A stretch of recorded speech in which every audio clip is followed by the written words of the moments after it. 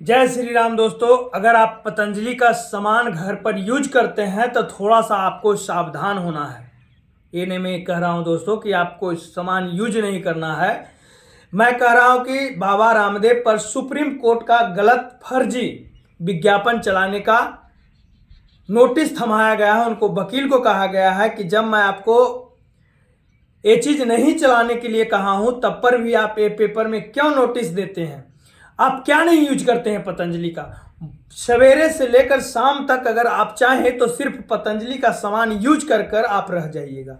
कपड़ा से लेकर सब चीज़ आपको पतंजलि का मिलेगा। बाबा इतना ठगने का भारत का उपाय क्यों लगाए हैं।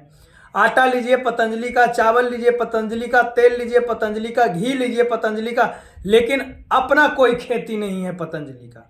अपना कोई खेती नहीं है पतंजलि का।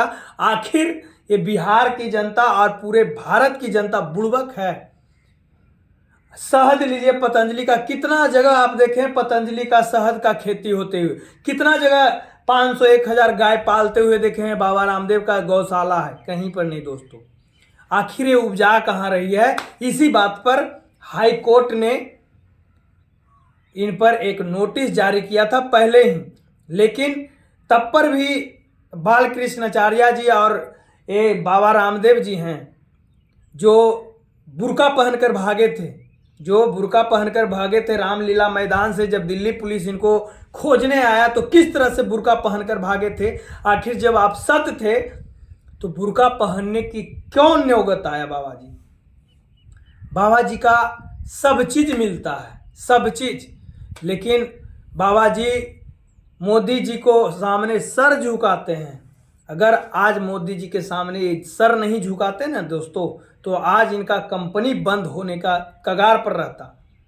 क्योंकि बाबा जो हैं बीजेपी का परम भक्त हैं और जो मोदी जी हैं बाबा का परम भक्त हैं। तो मैं बता देना चाहता हूं दोस्तों, पतंजलि पर दवाई के बारे में मेडिसिन ग्लोय क्या क्या बाबा बेचते हैं हमको कुछ नहीं मालूम। बाबा क्या नहीं बेचते हैं।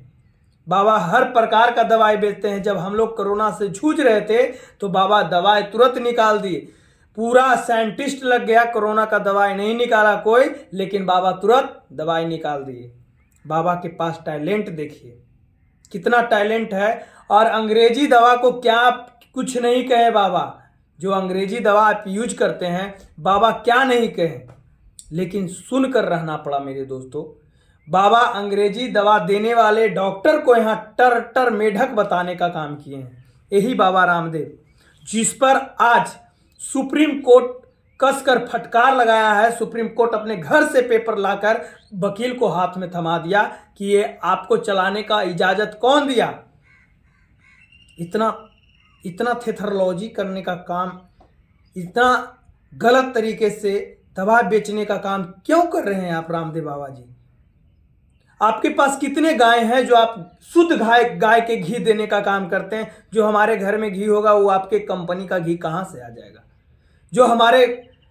जो हम लोग यूज करते हैं शहद, बहुत सा ऐसे कंपनी है जैसे आयुर्वेद का, ये आयुर्वेद का नाम बर्बाद करने का ये हम लोग नहीं कह रहे हैं, ये सुप्रीम कोर्ट कह रहे हैं। ये आयुर्वेद का नाम बर्बाद करने का काम किए हैं मेरे दोस्तों। क्योंकि बाबा को कसकर फटकार जो लगा है ना, फटकार लगा है तो क्या मैं बताऊं। इस तरह का धंधा करने से तो अच्छा है कि अपना बोरिया बिस्तर बंद कर लीजिए। आपका जो हरिद्वार में क्या क्या शिविर लगता है उसका चार्ज जानिएगा ना दोस्तों, और वहाँ कुछ नहीं होता है। चार्ज जानिएगा, ये सब चीज़ का वहाँ इलाज करते हैं। पहला नंबर तो ये सब चीज़ का, कैंसर से लेकर सब चीज़ का इलाज ये करते हैं। जितना बड़ा बीमारी रहे सब चीज़ का छोटी मिनटों में इलाज करते हैं। और उनका वेतन जो गरीब लोग हैं ना वो जाने का साहस नहीं करेगा। 4000 5000 रुपया इनका वेतन एक दिन का होता है। आखिर बेलनेस से क्या होता है। बेलनेस इनका एक थी है, हॉस्पिटल है, उसमें ये इलाज करवाते हैं, योगा करवाते हैं, क्या करवाते हैं हमको नहीं मालूम है ये चीज़। हम कभी गए नहीं, लेकिन हम ये जानते हैं बाबा पर नोटिस थमाया गया है। बालकृष्णाचार्य जी पर नोटिस थमाया गया है कि आप झूठी दवाई ना बेचें। आप भी थोड़ा सा सावधान हो जाइए। ये नहीं मैं कह रहा हूँ यूज ना कीजिए, हम लोग सावधान, क्योंकि सुप्रीम कोर्ट जब सावधान होने के लिए कहा है, क्योंकि सुप्रीम कोर्ट जब आदेश देता है तो सोच समझ कर देता है मेरे दोस्तों।